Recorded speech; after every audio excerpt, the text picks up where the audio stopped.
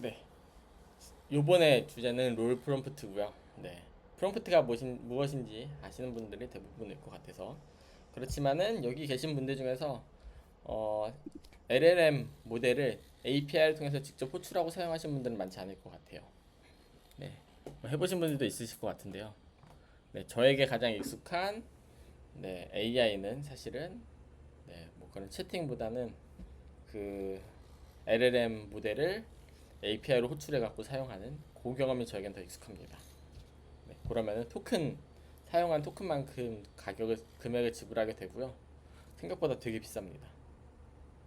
가장 저렴하게 쓸 수 있는 방법은 뭐 클로드나 뭐 제미나이나 뭐 저 챗GPT 같은 것들 채팅 기능으로 쓰는 게 제일 저렴한데요. 근데 그거는 이제 우리가 뭔가를 만들 때 원하는 방식으로 충분히 활용할 수 없다는 단점이 있습니다. 그 다음에 그들이 구성해 놓은 로직에 한정해서 사용할 수밖에 없다는 단점도 있고요. 네, 인터페이스랑. 그래서 이 개념을 좀 소개해 드리려고 하고요. 근데 API를 어떻게 하는지 이해한다. API를 어떻게 사용하는지 안다라고 하면은 AI 사용에 대해서 조금 더 좀 효율도가 높아진다라고 볼 수 있고요. 그 다음에 만약에 내가 서비스계까지 한다. 그러면 이 서비스는 LLM을 통해 갖고서는 AI를 어떻게 활용해 갖고서는 이걸 만들었네 라는 것에 대한 원리도 조금 어느 정도 유추할 수 있습니다. 네, 요 이야기는 넘어가고요. 네, 요것도 넘어가죠. AI는 결국 생산성의 협업을 위한 거다. 네, 제가 주로 사용하는 서비스들은 이런 친구들인데 매번 바뀌어요. 네, 이런 친구들은 다 자체 모델이 있습니다. 네, LLM이 있습니다. 네, 요거 지난번에 처음에 강의 시작할 때 보여드렸던 건데 요건 인터랙션에 대한 개념이죠. 어떤 사람이 목적을 갖고서는 무슨 말을 해요, 무슨 행동을 해요. 그 행동을 받아들인 사람이 자신의 목적을 갖고서는 다른 행동을 합니다. 네, AI도 똑같습니다. 네, AI도 사용자가 어떤 정보를 넣어요. 그러면은 AI가 응답을 합니다. LLM은 요 구조예요. 사용자가 텍스트로 되어 있는 정보를 넣어요. 얘가 갖고 있는 얘가 학습된 내용들을 토대로 로직을 돌리고 그 확률을 계산하고 난 다음에 그 확률에 대한 답을 내놓습니다. 이게 LLM이에요. 이게 LLM API 것들이고요. 근데 클로드 코드랑 코덱스 이런 친구들 우리가 코딩할 때 많이 쓰는 친구들이거든요. 바이브 코딩할 때 이런 애들은 조금 다릅니다. 네. 왜냐면은 얘네가 자체가 넣으면은 곧장 응답하는 구조가 아니에요. 제미나이 요즘 좀 답변이 많이 느려졌거든요. 나름 계산 많이 해요. 이런 친구들은 얘 처음에 나왔을 때는 한 번 넣으면 그냥 곧장 응답해 줬었어요. 요즘은 그런 구조는 아닙니다. 그런 구조가 깨지기 시작하면서 더 이상 프롬프트에 대한 중요성에 대한 이야기도 안 해요, 사람들이. 네. 프롬프트 옛날에 한 2년 전에 프롬프트 잘 짜는 게 엄청 중요하다 막 그런 이야기 엄청 많았었는데 요즘 프롬프트 중요하다는 이야기 아무도 안 하죠. 막 에이전틱 AI가 뭐 어쩌고 하네스 엔지니어링 어쩌고 이런 이야기는 하는데 프롬프트 이야기는 요즘 안 합니다. 왜냐면은 더 이상 요런 1대1 구조가 아니기 때문에 그래요. 네. 클로드 코드, 코덱스 이런 툴들 있고요. 그 다음에 요거는 익숙해지시면 좋아요. 근데 방법에 대해서 나중에 소개해 드릴게요. 할 수도 있고 안 할 수도 있고요. 네, 이런 새로운 서비스들은 뭐 항상 더 많은 새로운 데이터나 더 많은 데이터를 학습시키고 새로운 모델이 출시돼요. 근데 플러스 뭐 또 나름의 또 알고리즘 로직도 추가되는 것 같습니다. 근데 제가 그 조직 안에 있지 않았기 때문에 모델을 만들어 본 적은 없기 때문에 저도 정확히 어떻게 작동하는지 모르겠어요. 네, 그렇지만은 항상 늘 출시되는데 네, 새로운 정보들이 아무리 계속 생긴다고 하더라도 우리 이 LLM이 갖고 있는 정보가 우리가 무언가를 만들기 위해 우리가 어떤 행동을 하기 위해 충분한 정보들일까에 대해서는 늘 의문이 남을 수밖에 없는 것 같아요. 우리도 매일매일 뭐 뉴스를 접하고 하면서 새로운 정보들을 접한단 말이에요. 네, LLM도 세상은 계속 그럴 거란 말이에요. 매일매일 새로운 정보들이 나오는데 그 새로운 정보들이 매일매일 이 모델이 학습이 될까? 그 모델에서 활용할 수 있을까? 매일매일 그 업데이트한 다음에 그 정보까지 해갖고선 작동하도록 할까? 아닐 것 같아요. 설사 맞다고 하더라도 내가 생각하는 중요한 정보들, 아무나 접근할 수 없는 정보들까지 접근할 수 있지는 않을 것 같아요. 네. 그럴 땐 뭐다? 네. LLM이 이 응답을 잘할 수 있도록 맥락을 줄 필요가 있습니다. 새로운 정보들을 제공할 필요들이 있어요. 네. 그래서 필요한 게 바로 롤 프롬프트입니다. 네. 가령 요거는 뭐 대표적으로 뭐 UX 강의 내용을 만들어줘. 뭐 사용자가 리서치하는 방법에 대한 강의를 준비해줘. 사용자 리서치를 구성하는 프라이머리 리서치 종류에 대해 설명해줘. 아니면 인덱스 인터뷰를 실행한 이후 실행 방문 방법 순서에 대해 알려줘. 모두 다 다른 답이 나오겠죠? AI도 마찬가지입니다. 네, 이런 맥락을 제공해 주는 거, 이게 바로 롤 프롬프트입니다. 요거는 단순히 더 복잡하게 더 많은 것들을 설명했지만은 사실은 앞으로 향후 소개할 AI 프롬프트의 롤에 한정해 갖고선 분석을 하면은 더 좋습니다. 네, 프롬프트는 뭔지 다들 잘 아시죠? 구체적인 배경 상황, 역할, 출력 형식 등을 제공해서 원하는 답변을 유도하는 명령 가이드라인입니다. 네. 그리고 알아둬야 될 거는 우리는 역할 게임을 하고 있습니다. AI를 활용할 때 역할 게임을 해요. 일반적으로는 우리가 AI한테는 뭔가 너는 내 부하 직원이야 라는 느낌으로 좀 이야기를 하는 것 같아요. 네가 일을 시켜주면은 내가 그거를 의사결정 해갖고서는 내가 판단할게 이런 느낌이긴 합니다. 근데 AI한테는 제공해줘야 될 것들 정보들에서는 시스템, 어시스턴트, 유저, 툴, 디벨로퍼 이런 개념들이 있습니다. 네, 이 개념들을 잘 활용해갖고 AI를 호출을 해야 됩니다. 사실은 여기 안에 들어가는 것들 하나하나가 다 프롬프트예요. 네. 네, AI랑은 우리가 역할 게임을 하는 거예요. 네, 시스템 가장 기본적인 명령어 그 프롬프트의 역할이고요. 네, 요거는 간략하게 소개를 해드리면은 그 AI가 답변을 할 때 그 가져야 될 정체성에 대해서 정의하는 단계입니다. 하는 겁니다. 가령 예를 들면은 네, 뭐 디자인 시스템 가이드라인을 만들 때 당신은 디자인 시스템 전문가입니다. 모든 응답은 머티리얼 디자인 가이드를 따르고 색상은 어떤 색상으로 지정해 갖고서는 제안하세요. 네, 그 다음에 컴포넌트 제한 시 접근성 우선 고려하세요. 이런 식으로 요 AI가 가져야 될 정체성에 먼저 정의를 하는 일입니다. 시스템 프롬프트가 가장 영향을 많이 미치는 요소예요. 그러니까 같은 주장을 한다고 해도 디자인 시스템 가이드를 만들어줘라고 같은 주장을 한다고 하더라도 비율을 얘의 역할을 디자이너로 주는지 개발자로 주는지 아니면 PM이라는 정체성을 부여하는지에 따라서 다른 결과가 나옵니다. 네, 요게 에이전틱 AI의 기본적인 그거예요. 네, 기본적인 배경입니다. 그래서 정체성에 따라서 다른 결과를 줄 것이다. 그래서 올바른 정체성을 심어주는 게 중요하다. 그게 AI 에이전트이다. 네. 그리고 AI 에이전트에서 가장 많이 활용될 수 있는 그 AI 뭐라 해야 될까요? 그것들 중에서 뭐라고 할까? 오픈 소스라고 해야 될까? 뭐 G스택이라는 게 있습니다. 거기에 대표도 이 케이스예요. 그 수백 가지, 수십 가지, 수백 가지 되는 에이전트 막 그 시스템 프롬프트를 만들어놨어요. 그다음에 거기에다가 어떤 것들을 호출하냐, 내가 필요할 때마다 내가 같이 소통하고 싶어하는 친구들을 골라갖고서는 호출하는 에이전트를 골라갖고 호출하는 구조는 이 시스템 프롬프트를 다르게 하는 구조입니다. 네, 유저는 우리가 하는 말이 사용자가 하는 말을 유저라고 합니다. 그러니까 보통은 이제 아까 전에 말했던 것처럼 뭐뭐 해줘 라고 하는 것들은 다 유저 프롬프트에 해당합니다. 우리가 유저는 이 AI를 사용하는 사용자를 의미를 하고요.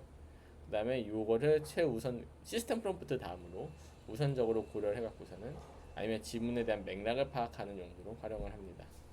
어시스턴트는 AI가 응답한 것을 얘기해요. 그러니까 우리가 뭐 챗GPT나 뭐 제미나이, 뭐 클로드 같은 거 쓰면은 우리가 이전에 답변했던 내용들을 AI가 기록하죠. 원칙적으로는 어시스턴트랑 유저의 롤을 활용을 해갖고 합니다. 내가 먼저 뭐 안녕이라고 했어. 제가 안녕이라고 먼저 했어요. 그 안녕이라는 값들을 유저에 넣고 AI가 똑같이 안녕하세요라고 답을 해줬으면은 그거를 어시스턴트 넣고 요거를 많이 넣습니다. 그래서 대화가 길어지면 뭐냐? 프롬프트가 길어지죠. 왜냐하면 대화가 많아질수록 프롬프트가 길어질 거니까요. 그만큼 비용이 많이 나옵니다. 그다음 느려지고 고려해야 될 것들이 많아지는데 또 맥락도 전달이 되죠. 네. 그래서 대화가 길어지면은 기본적으로 비싸진다. 왜냐면은 넣어야 될 프롬프트들이 많기 때문이다. 라면 되고요. 그 이유는 유저 프롬프트랑 이제 어시스턴트 프롬프트 양이 늘어나기 때문입니다. 그래서 어느 시점이 넘어가면은 요거를 요약해야 돼요. 네. 요약하지 않으면은 계속 대화가 무한정 늘어나기 때문에 또 AI 모델마다 소화할 수 있는 인풋 토큰의 양도 정해져 있어요. 인풋 토큰이 너무 많아지면은 작동을 안 합니다. 멈춰버려요. 그래서 그것들을 잘 조절하는 게 중요한 포인트입니다. 디벨로퍼. 디벨로퍼는 모든 API에서 제공하지는 않지만은 제가 알기로는 뭐 오픈 AI 정도는 하는 것 같아요. 우리가 흔히 말하는 학습에 해당하는 것들은 이 디벨로퍼 API를 통해서 디벨로퍼를 통해서 합니다. 뭐뭐뭐를 넣어주면 이게 이제 어느 정도 이해되는 과정. 근데 저는 잘 써본 적이 없어요. 그런 게 있고요. 궁금한 거는 디자이너가 프롬프트가 뭔지도 이해해야 되나? 라는 의미가 있지만 왜냐면 역할에 대해서 이야기했잖아요. 좀 소개를 해드리면은 지금까지 앱은 이랬어요.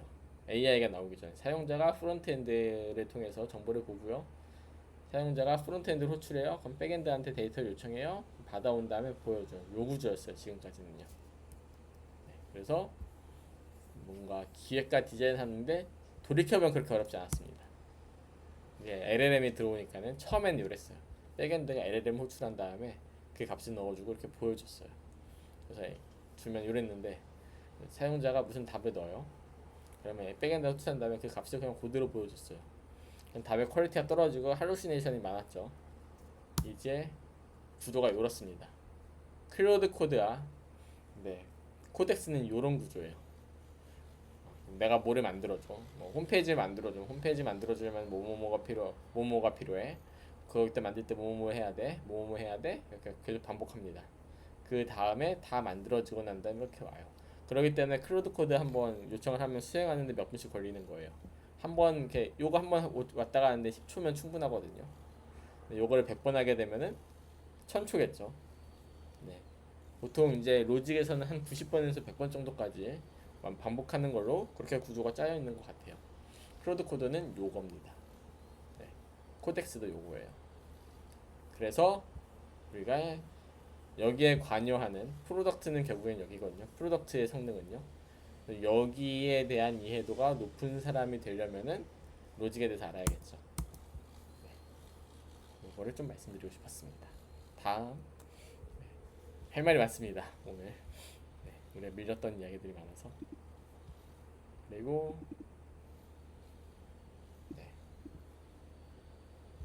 생성형 AI 잠시만요. 그 다음으로 생성형 AI 용어를 몇 가지 소개를 해드리고 한번 넘어가도록 할게요. LLM은 단어의 통계입니다. LLM은 가장 확률 높은 다음 토큰을 선택하는 거예요. 그 다음에 요건 뭐냐? LLM은 확률을 통해서 이야기를 합니다. 모른다라고 말하려면 이건 예외 케이스예요. 내가 갖고 있는 데이터 중에서 가장 확률 높은 것을 확률 높은 순서로 답을 꺼내갖고선 답을 주는 게 LLM이 작동하는 방식이에요. 근데 모른다라고 하는 것은 답변이 그러면은 확률이 없어요. 그 확률에 알면서도 모른다라고 하는 경우를 아니면은 근데 우리는 LLM을 모른다는 답변을 하기 위해서 만든 게 아니잖아요.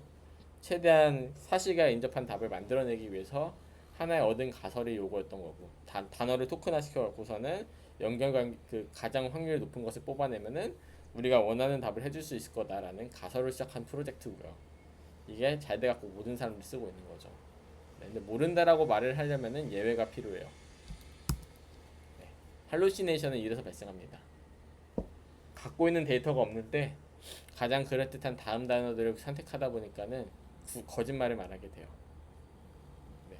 내가 애당초 데이터가 없으니까. 그래서 제일 좋은 거는 AI가 모르지 않을 정도로 정말 세상의 모든 정보들이 다 들어가 있으면은 좋습니다. 근데 현실적으로 불가능하죠. 세상의 모든 것을 아는 단 한 사람은 없잖아요. 결국엔 우리가 일을 할 때는 그 분야에 대해서 더 잘하는 사람들한테 물어서 해결하고 그들에게 도움을 얻어서 결과를 만들어내는 과정이거든요. 그래서 요즘은 AI가 모르는 정보에 대해서 물어보면은 가장 먼저 하는 게 막 서치 엔진한테 호출해 갖고서는 막 5만 가지 데이터를 받는 게 시작이에요. 그래서 환각이 많이 줄어들었죠. 그래서 결과물을 응답을 하기 전에 애한테 그러니까 답을 하기 위해 필요한 정보들을 서칭하는 과정들을 넣기 때문에. 그렇지만 여전히 서칭에서 우리가 원하는 비밀 정보들이 없어요. 그런 정보들이 없는 서칭을 하게 된다라고 하면은 여전히 환각을 만들어낼 확률이 있습니다. 이게 할루시네이션입니다. 네. 그래서 가장 쉬운 방법은 내가 감독하는 일입니다. 얘가 제대로 된 답변을 했네 안 했네. 근데 내가 감독을 하고 싶지 않기 때문에 내가 모든 것을 관여하기 쉽지 않기 때문에 나 없이도 잘 작동하길 원하기 때문에 그래서 고민인 거죠. 그래서 AI 엔지니어링이라는 기술이 생기는 겁니다. 네. 그게 바로 하네스 엔지니어링이에요. 네. 그래서 답을 곧장 보여주는 게 아니라 계속 AI한테 제약을 거는 거예요. 이게 정말 사실이야? 아니야? 이것들 자꾸 반복해서 확인을 해요. 요게 하네스 엔지니어링입니다. 네. 하네스 엔지니어링 하는 방법은 크게 보면은 네 가지 방법이 있어요. 네. 출처를 요구하고 뭐 아니면은 역할이랑 제약을 주는 거, 그다음에 검증 단계를 만드는 거, 그냥 반복적으로 정지하는 거. 네, 요 방법들을 활용을 해서 AI가 준 답을 곧장 쓰는 게 아니라 계속 반복적으로 호출을 하고 그 답을 통해서 정지하고 난 다음에 최종적으로 사용자한테 보여주는 거예요. 네. 아니면은 받은 데이터를 계속 수정하거나. 그래서 AI가 막 요즘은 뭐 코덱스나 뭐 클로드 같은 것도 호출하게 되면은 뭐뭐 하고 있어요, 뭐뭐 하고 있어요, 뭐뭐 하고 있어요, 뭐뭐 하고 있어요. 그래서 답을 보여주고 피하고 자꾸 뭐를 하고 있는지 자꾸 알려줍니다. 요 과정들을 하고 있는 거예요. 네. 그래서 하네스 엔지니어링이 작동하는 방식이랑 AI 에이전트가 작동하는 방식이랑 사실 다 똑같습니다. 아니, 사실 요즘 모든 AI 작동하는 방식이 다 똑같아요. 단번에 답을 보여주는 게 아니라 반복적으로 LLM을 호출하고 난 다음에 그 답들을 계속 정지하고 난 다음에 최종적인 결과물을 내주는 거. 그 단계가 뭐 길게는 막 90번, 100번까지 이어지는 거. 그런 건 다 똑같습니다. 네. 근데 그 시작했던 포인트가 뭐냐에 따라서 하네스 엔지니어링이라고도 하고 뭐 에이전트 AI라고도 하고 뭐 그런 겁니다. 네. 특히 그 다음에 중요한 거는 검증 단계를 반복하고 반복적으로 정지하는 것이 중요하다. 네. 아까 전에 보여드렸던 사용자가 프론트엔드 호출하고 백엔드 호출하는 것까지는 단방향적으로 한 번에 끝낼 수 있지만은 그 다음에 백엔드랑 LLM 사이에서 대화가 오가는 건 엄청나게 많습니다. 사실은 옛날에는 사용자랑 LLM 이렇게 이 과정들을 계속 반복 여기서부터 여기까지가 계속 많이 반복했었어요. 1대1로 여기도 그렇게 하면 해결이 됐었어요. 근데 요즘은 점점점 기술력들이 사용자 없이도 정제된 사용자의 관여 없이 사용자의 능력과 관계없이 정제된 결과물을 만들려고 하니까 이 단계가 복잡해지는 거예요. 네. 뭐 이런 것들. 저 같은 경우에는 한 언제 2023년, 2024년에 그때 AI를 통해 갖고서는 뭐 의료 추천 서비스, 의료 가격 계산하는 서비스를 만들려고 했었는데 그때 만들었던 게 그래서 우리나라에서 뭐 위절제술을 제일 잘하는 교수님이 누구야 뭐 그런 것들을 의료 쪽에서 활용하려 했었거든요. 그다음에 그 이 비용을 지불하려면 이 수술을 하려면 얼마 정도 비용이 발생해 요것들에 대한 정보들을 요청했었는데 다 거짓말을 내놔요 AI가. 네, 왜냐면은 환각이죠. 그 데이터가 없기 때문에 발생하는 환각입니다. 그 데이터를 확보하는 게 핵심이었었는데 결국 확보하지 못하고 사업을 접었어요. 네. 네, 그렇고요. 수치와 통계. 네. AI 준 수치는 그대로 쓰지 않는다. 고유명사. 네. 이런 것들. 사람 이름, 회사명, 논문 제목, 법규 이름. 실제로 존재하는지 확인을 해봐야 돼요. 최신 정보는 AI가 모르거든요. 최신사를 직접 검색하시는 걸 찾아야 돼요. 전문 지식도 아무나 접근할 수 없을 가능성이 높습니다. 특히 뭐가 있을까? 테슬라 같은 경우, 테슬라가 아니지. 저기 막 미국에서 만들어진 LLM 같은 경우에는 우리나라 법보다는 해외 법을 더 학습시켰을 확률이 높죠. 미국 법 같은 것들. 그래서 한국 법이 되게 잘못 해석하거나 잘못된 법을 갖고 있을 정도도 꽤 높습니다. 그다음 저작권도 중요한 이슈입니다. 네. 네. AI 에이전트. 네, AI 에이전트는 뭐냐면은 네, 사람의 스스로 계획을 세우고 정보를 수집하고 도구를 활용하는 작업 자율형 인공지능 시스템이라고 하는데 이걸 만든 건 뭐냐? 하나의 에이전트가 사람처럼 작동하길 바라는 마음에서 이제 만들어내는 거죠. 네, 만들어 놓은 거죠. 그러니까 우리가 AI를 통해서 뭔가 우리 마치 영화에서 터미네이터 같이 뭔가 AI를 만든 다음에 AI가 정말 사람처럼 일했으면 좋겠어 라는 개념으로 우리가 AI 에이전트를 만들어서 활용을 합니다. 네. 챗봇은 그냥 지금까지는 챗봇도 어느 정도 근데 에이전트처럼 기능을 하죠. 네, 우리가 물어보면 대답을 하고 근데 질문에 답하는 거고요. 이건 그냥 알고리즘 정해서 어떤 질문을 하면 어떤 답을 내놔야 된다라고서는 답이 정해져 있습니다. 물론 이게 복잡해지면서 꼭 답이 또 1대1로 매칭되지 않는 경우들이 많이 있고 답을 잘할 수 있는 경우들이 많이 좋아졌지만은 여전히 한계가 있었습니다. 챗봇의 가장 큰 한계는 LLM이 아니다. 근데 AI 에이전트는 LLM이다. 목표를 주면은 그 목표에 맞춰 갖고서는 중간 과정 스스로 판단하는 것들. 그래서 사실은 어떻게 보면은 요거랑 똑같죠. 요것도 마찬가지로 목표를 던져주면은 목표를 수행하려면 어떻게 해야 돼? 단계를 거치고 난 다음에 답을 주는 거예요. 그렇기 때문에 최근에 그래서 AI 에이전트랑 하네스 엔지니어링은 사실 거의 같다. AI 에이전트 마찬가지로 하면 안 되는 일을 하면 안 되잖아요. 네. 결국에는 우리가 알아야 되는 거는 사용자랑 LLM은 1대1 주고 과정이었지만은 네. 결국에는 이렇게 작동한다. 우리는 이렇게 작동하는지 알지만은 그래서 우리가 답을 주면은 그냥 요거에 맞춰서 한번적으로 사고를 하고 나서 답을 뱉는 것 같지만은 우리 사고는 사실 그렇지 않아. 우리가 사고하는 방식은 그렇지 않다. 마찬가지로 LLM도 AI를 활용한 결과물도 그렇게 작동하게 만들면 안 된다. 여러 번 사고하고 이 과정을 복잡하게 이해하고 난 다음에 답을 낼 수 있는 구조로 만들어야 된다. 이게 핵심입니다.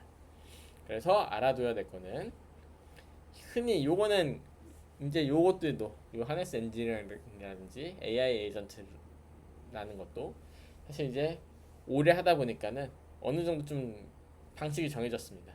이렇게 하는 게 좋은 것 같아. 그래서 처음에 계획을 먼저 세우고요. 그 다음에 실행을 하고 난 다음에 검토하는 구조. 요 방식으로 작동하는 게 일반적입니다.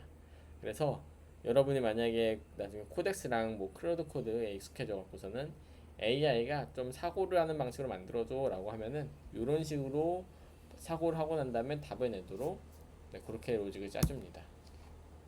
그 다음에 소개해드릴 거 바이브 코딩. 네. 바이브 코딩을 소개해드리기 전에